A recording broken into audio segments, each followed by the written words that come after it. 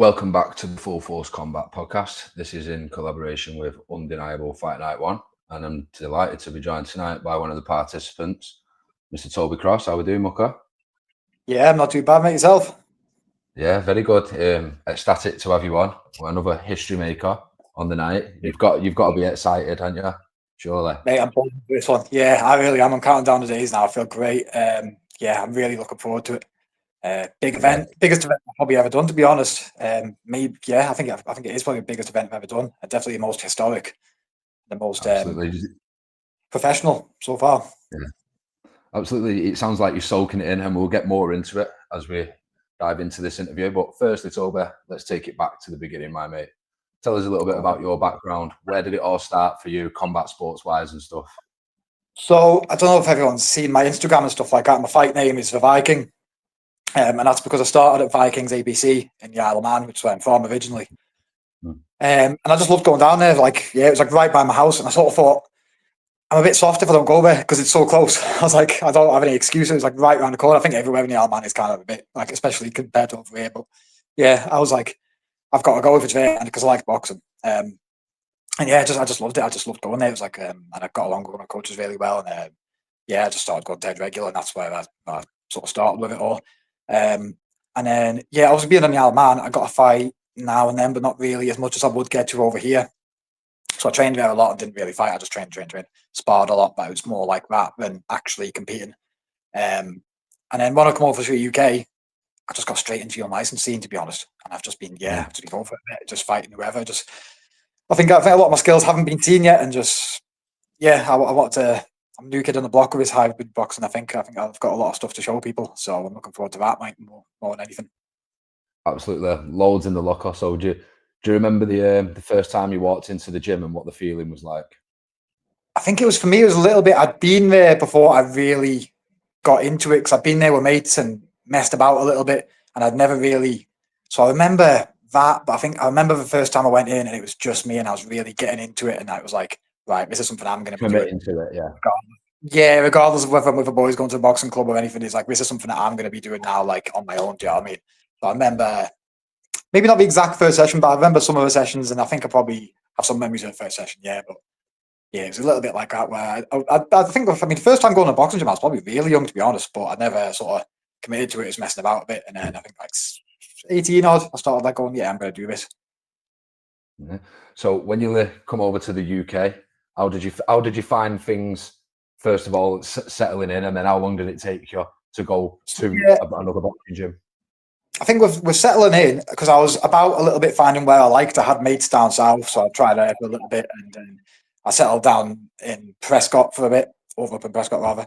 So yeah, I was going about different gyms, but it's like to really get better, you need to be going to the same gym all the time and not like playing catch up in your next session from just not going there for a bit and that kind of thing. And obviously, I was working quite a lot of hours when I first started, and I had to sort of build a bit in the UK. But for the last couple of years, I've been a lot more steady with training. I've been at Salford Mixed Martial Arts because I've been more settled in Salford.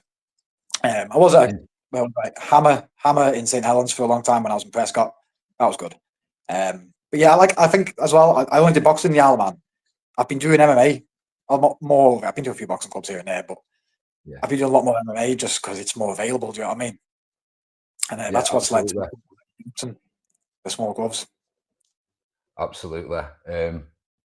So do you think the MMA background and the training that you've had, that's going to help you going into this current fight now, isn't it?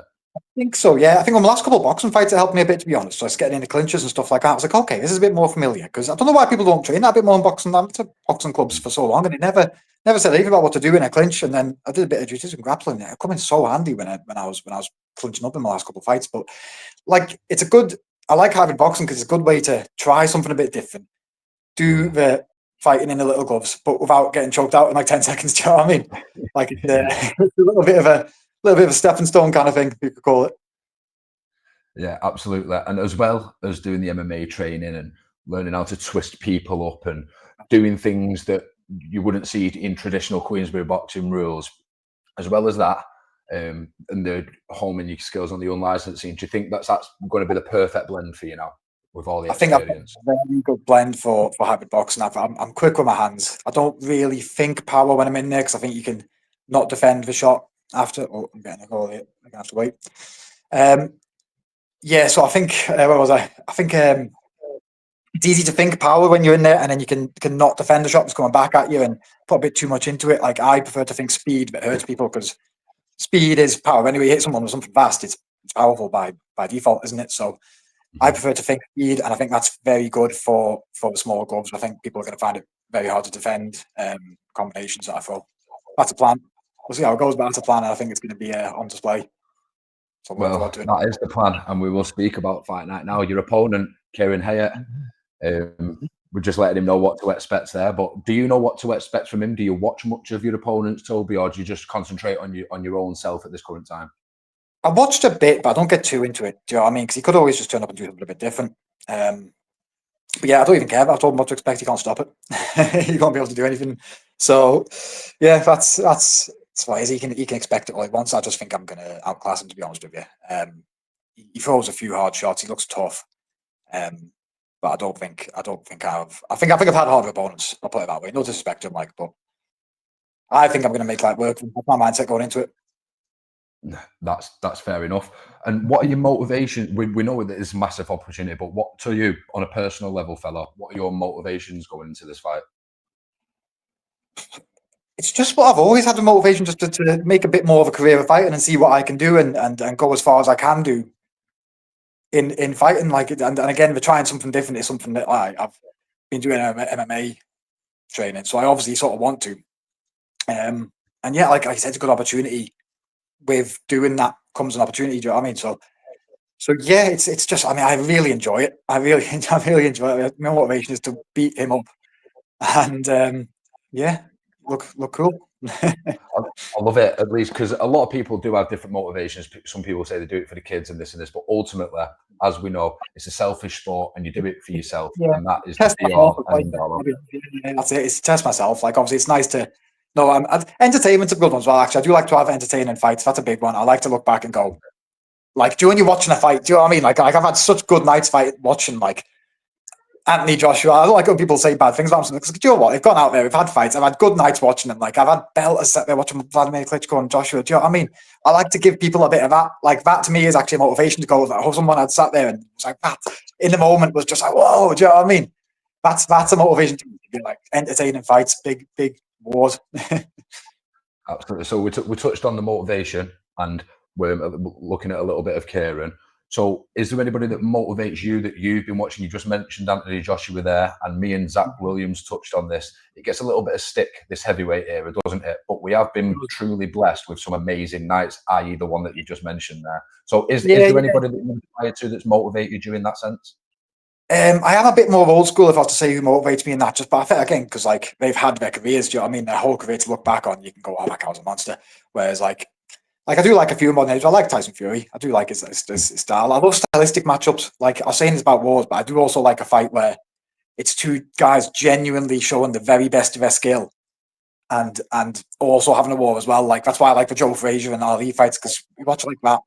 They're using every bit of skill they've got, and it's just such a good blend of skills. And yeah, I do like. I think that's what leads to a really good war. Not necessarily two guys just putting their heads out there like a couple of knuckleheads, but like a real good skill matchup, which then results in an actual war, is what I like to see. And yeah, like I said, a bit more old school. I like the Foremans and the Fraziers and the Ali's, but like you said, there's a lot of heavyweights to get a bit too much stick these days for going out there and giving us the entertainment they give us.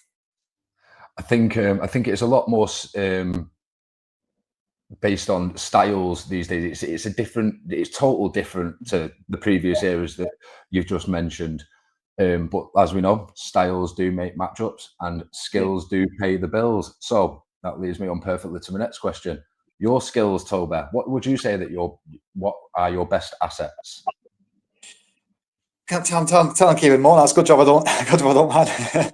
Yeah, I think like I said, I'm quick with my hands, combinations, sort of manipulating in with combinations. Do you know what I mean? Throwing the right shots after. I think I'm good at staying relaxed in there and just remembering my boxing. I can counter punch really well. I like a check hook and an overhand right. Or do I, Keiran? um, Yeah. Those are ones I'm Keep them guessing. So is there anything that you're looking in Keiran's game to exploit that you have seen? Do you know what? Going back a little bit as well, I think one of the most important traits in boxing is to be adaptable, and adapt to what they're doing. Like if you look at Mayweather, it was because he could just. That's why he stayed undefeated. So it's a one-trick pony is great, but if they can neutralize that one trick, it leaves you with. That's why he made people look like amateurs, because he took away something they'd been working on loads, which is why they'd had success, and they were left with basically amateur skills. Do you know what I mean? Compared to him, so yeah, to adjust. I'm gonna take a read of him, and then I'll pick what skills I'm going to use, which would exploit him best. Absolutely. Now, I've spoke to many of you on this card so far, and every time I speak to one of you individually, it gets me more pumped up because I'm really looking forward to calling your fight. The opportunity is massive, isn't it? So when the opportunity first come about, you are fighting amateur, aren't you, on this occasion? So when this opportunity first come about, was there ever a conversation about pro, Toby, or are you having this as the stepping stone to go into the 4 rounds? I think a stepping stone. Yeah, well, that was always offered to me, the fight at amateur. So yeah, I think I'll take care of him, and I'm definitely looking at going pro. But it's just a case of like you said, stepping stone, just working my way into it. I think I've still got plenty of time. Like okay, I'm 30, but I think that's not even that old these days, to be honest. And it's not like I'm starting out at 30. Do you know what I mean? So I've got time for a couple of amateur fights, I think, just to see how it goes. Right steps. So yeah, I'd say a stepping stone, but I'm definitely looking to go into a pros. Absolutely. So with that as an immediate goal that you're looking for, have you got a goal that's a bit further down the line, like you want to walk away with achievements when you can look back on your career? Do you have like an ultimate goal out of this sport? There's nothing more like I want to win that or like that. Do you know what I mean? But I want to do as best as I can do. Like you said, I never could have seen the hybrid boxing coming. Do you know what I mean? I never could have seen that coming like a few years ago and gone, I want to be a hybrid boxer and go pro with that. So things change. Like I'm aware of that. Do you know what I mean? It's not something I would have seen. Oh, I want to be a professional hybrid boxer when I was first starting out or anything like that. And it could be different in 2 years. I could be looking at something totally different, but I want to do the best I can possibly do. I'd really like to have an upset victory over someone that I wasn't meant to beat, or that But that's my motivation behind taking fights, which are hard, which I've done in the past. I thought like the Undisputed Sports Promotions cruiserweight champion on like my first fight on the promotion. I took hard fights with them as well. That's why I take hard fights and like I say, stylistic matchups that I think will be entertaining and will be wars. And I really want to win one that I'm sort of written off from someday. Just a little thing in the back of my head. Absolutely. So what does this opportunity mean to you, Toby? Just sum it up in a few words, because we have touched it's historical. When they look back in 100 years, you're going to be one of the first names on the official sanction sheet, which is fantastic, isn't it? So yeah, just sum it up in a few words for us, please. Like you say, it's historical. It means I was one of the first people to be on the hybrid boxing, the first official show. But it also means to me making a statement and doing a little bit more than just being on it, but being impressive on it. Yeah, you're not here to make up the numbers by all accounts. So do you have a message for Keiran? Good luck. You're going to need it. I like it. Short, sweet, snappy, straight to the point. Just before we finish it, my mate, do you have any sponsors, gyms, gym mates, sparring partners, anybody that's helped you or is helping you along this journey? Because we know it's difficult, especially with the work, and I know you work away a lot. So yeah, anybody that you want to shout out that's helped you out? Salford Mixed Martial Arts, been sparring Manny Kineen, TJ Wiseman, both game, good boxers. Yeah, that's all I can think of in a moment, to be honest. My own business, Fast Track Furniture. Yeah, man, we'll hit all the links up in the comments. And when you're saying Salford Mixed Martial Arts, you mean Salford, don't you? Salford, is that? Oh, mate, I'm Manx. And that's not Mank, but Manx from the Isle of Man, so I'm terrible with all this.